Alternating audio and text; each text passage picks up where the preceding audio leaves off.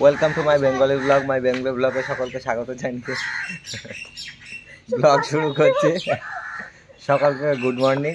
আর সকালবেলা আজকে 9টার সময় ঘুম থেকে উঠলাম। এখন শ্বশুর বাড়ি এসেছি, বুঝতেই তো পারছেন। এই নিজে নিজে এক্ষুনি ভাত বেড়ে খেয়ে নিচ্ছিলাম। সব কিছুই তো রেডি।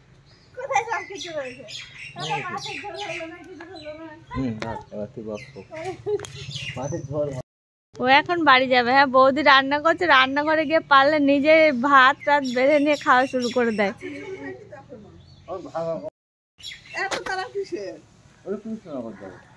ওর হুট করে মনে পড়ে যায়, ওর মা তো সারাক্ষণ বলার আছে, এক জায়গায় দাঁড়াতে পারে না ও।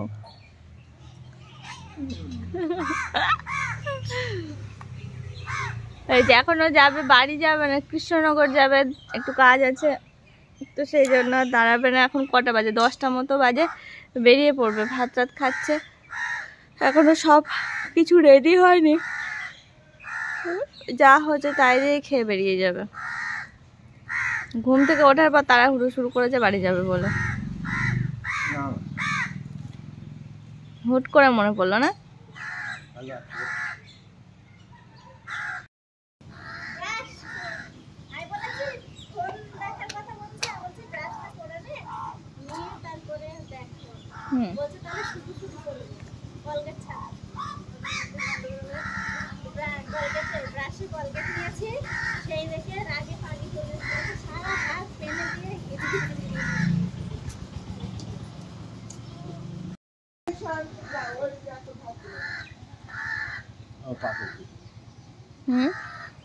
চান কথা বলতে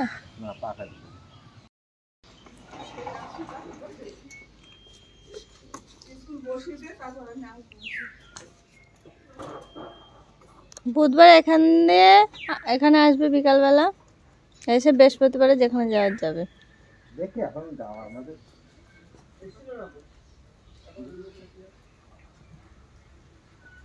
2-4 দিন গাড়ি রেখে যাবে।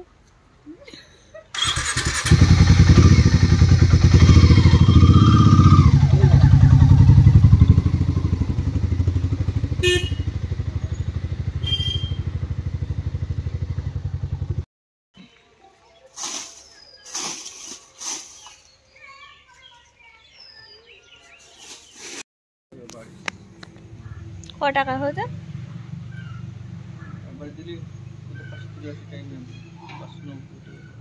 আমি বাথরুম থেকে শুনছি, ঘুম থেকে উঠে ওর মার কাছে কি গুনগুন করে, তারপর দেখি আমি কোথায় গেল, বলছে কি জানি ঘরের দিকে, বলছে রাগ করে গিয়ে শুয়ে এসে দেখি লেপ মুড়িতে শুয়ে গুনগুন গুনগুন করেই আছে। আমি পুজো করছি, শুনতে পাচ্ছি।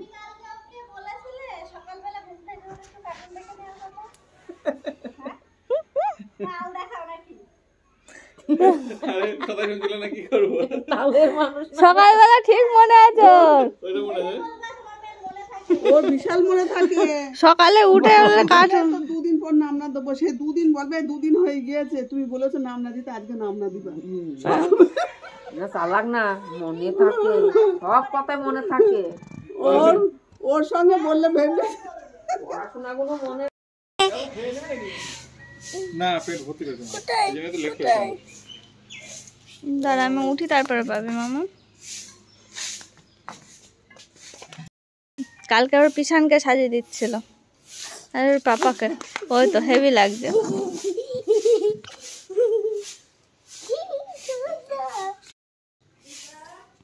হ্যাঁ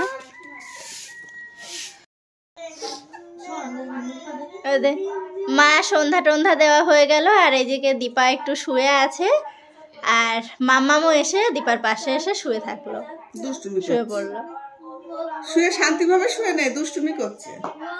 আর মা এই যে এদিকে একটু হারিকেন জ্বালালো, একটু দীপার হাত টাত গুলো একটু সেকে দেবে। যা কারেন্ট চলে গেল সোনা।